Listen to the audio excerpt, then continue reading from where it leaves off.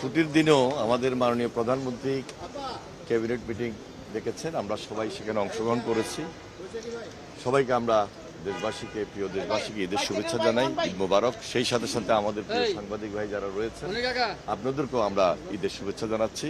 ইনশাল্লাহ সবাই সুন্দরভাবে ঈদ শেষ করে আমরা আসব এবং জনগণের কাতারে থেকেই ঈদটা যেন সুন্দরভাবে করতে পারি, সবার আন্তরিকতা এবং সহযোগিতা বিশেষভাবে প্রয়োজন।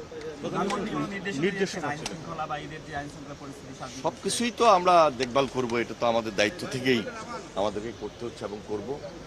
সর্বদা আমরা এই ঈদ উপলক্ষে জনস্বার্থে, জনগণের প্রয়োজনে সবসময় কথা বলেছি, পাশে থেকেছি। এখন তো আরো দায়িত্ব নিয়েই পাশে থাকবে ইনশাআল্লাহ।